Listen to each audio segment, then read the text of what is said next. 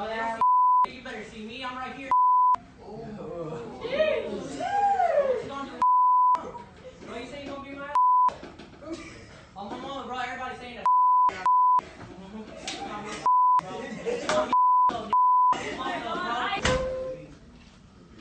So you say that what's up, bro? You say that you say that I'm telling you, right?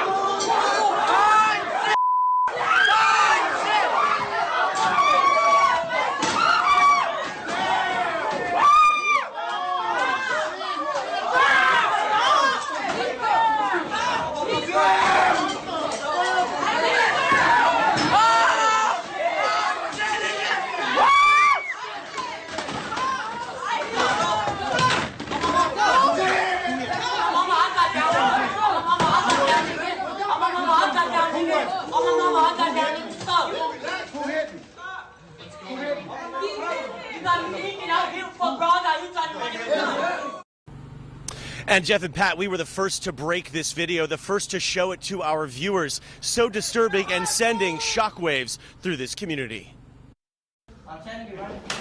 A teacher decks a student and the two go at each other in a horribly disturbing fistfight. All of this unfolding in band class in front of a room full of mortified students, some of them recording this stunning scene with their phones. The beating is nonstop, with the teacher wailing on the student, even using an object, maybe his phone, to pummel the kid to the ground. Students and an adult try to pull the student away, but the teacher is relentless. The student cannot escape. I was just scared for the kid and probably for the teacher too. These two students were in the room when all of this went down. They spoke to us with their parents' permission. They, along with other students, say the fight began with the teacher telling the student he was not wearing the proper school uniform. The student responded with a tirade of racist profanity. Those words can be heard here on the video before the fight, but they're so offensive, we are not airing it. It was just like back and forth, and then that's when the teacher just decided to throw a punch, and then that's when everything happened. Students identify the teacher as Marston Riley. At his Orange County home tonight, his wife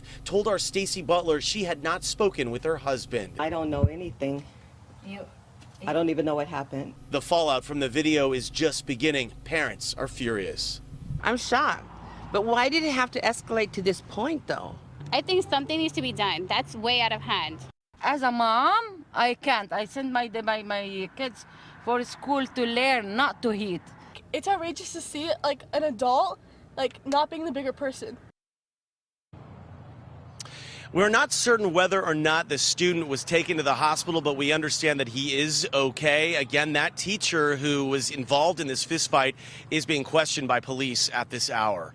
Reporting live in Maywood, I'm Tom Waite, CBS 2 News. Hello, everybody, and welcome to the Wake Up Report. And the racial epithets were so shocking that we chose not to air them. All right, now let's start with the obvious. Did this kid, or this little punk, deserve to have his ass handed to him? Absolutely. He looks to be about maybe 15 years old. When I was 15 years old, it was inconceivable that you would stand in front of a grown man and be as belligerent and disrespectful. If you're going to be that belligerent and disrespectful to a grown man, expect to get a grown man's ass whooping handed to you. Or as my father used to say to me, you disrespect me, I'm not going to try to fight you, I'll just kill you and make another one. Now, I know quite a few teachers, and it's the same recurring pattern. Out of control, disrespectful, violent students that attack, curse out, threaten teachers, and the administration does absolutely nothing about it until it comes to a head like this. And then you want to blame the teachers because the teachers are supposed to be held to a higher standard. And I do understand that, but everybody has a breaking point. And when you push the wrong buttons, This is inevitably is what's going to happen. Now, this man apparently has been attacked by students before. He's defended himself against a student before. There are some stories circulating that he had got jumped by some students too. But this is something that apparently is a reoccurring theme and problem at this school. And it is just like a lot of schools that have these disrespectful kids who apparently don't have their fathers in their life, because every time something like this happens, all you see are the mothers. All you hear from are the women who can't understand why this happens,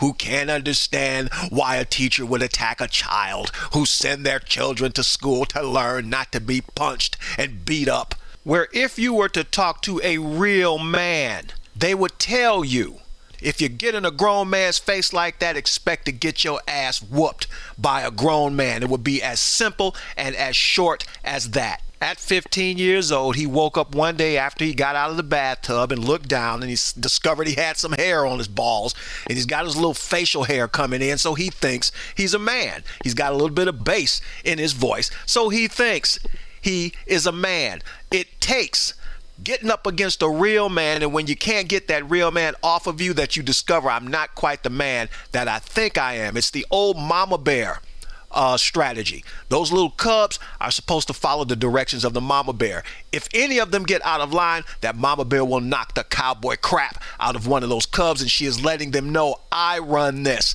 I am the one who brought you into this world. I am the one who feeds you and clothes you and teaches you how to take care of yourself, and if you disrespect me, I will take you out. It is the same thing from the animal kingdom to the human kingdom. When you are a child, you do not disrespect an adult. And unfortunately, today we live in a world where kids are taught by everything that they consume that they can disrespect adults, they can backtalk adults, they can say anything that they want to say without fear of retaliation, because they know the system. They know I can do anything I want to do to you, and you can't touch me. If you touch me, you're going to get arrested. You're going to get put in jail. I can sue you. Everything falls on their favor. So when they come across a real man who doesn't give a damn about any of that crap, expect to get your ass whooped. Now, was this teacher wrong for striking this kid simply because he was egging him on and hurling racial epithets at him and being disrespectful? Yes. He was wrong in this case because the kid did not put his hands on him. Even though he threw that basketball at him, it wasn't enough to cold cock that kid and start that fight. He could have taken that kid, he could have grabbed him and just walked him out of the class forcefully. He could have left the classroom and went and got security, or went and got a principal, or whatever it is. His buttons were pushed, and I understand that. But in this situation, had that kid struck him first, he'd have been totally in the right. You can't beat somebody up just because they're saying words to you. Otherwise, everybody be fighting all day, every day. I'll give you a real good example of when it's appropriate to use force against a disrespectful little punk when he thinks he's got enough hair on his balls to go up against a real man.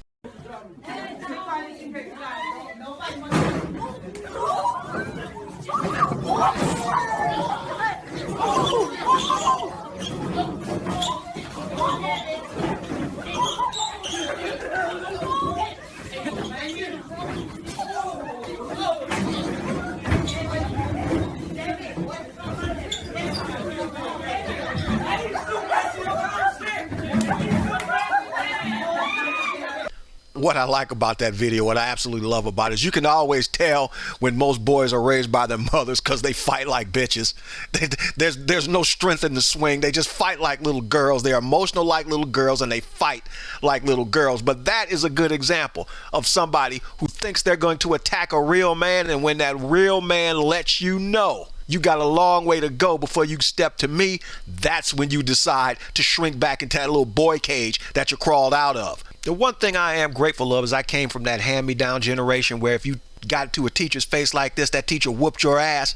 Then that teacher called your parents and told you why he whooped your ass. Then when you got home, your mama whooped your ass. And then your father whooped your ass. And then your mama got on the phone and called her mama and said, Mama, you won't believe what this little Negro did. Then your grandmama said, bring him over here. Then your grandmama whooped your ass. And by the time you got to your grandfather, if you had any ass left, you knew not to disrespect a grown adult. It was adults in sync from A to Z, and the children did not interrupt that pipeline. If you did, you got beat with that pipe. And now lastly, the racial epithets that the mainstream media, they felt that they were so shocking they couldn't air them. You don't have a problem airing the beating, but you couldn't air the epithets, the racial epithets that would have put that beating in context. You know, the kid was being beaten so severely and he had nowhere to run. Well, he should have started a fight that he couldn't finish. One of the reasons, if not the main reason, that he should not have hit that boy for hurling racial epithets at him is because you created that, Black America,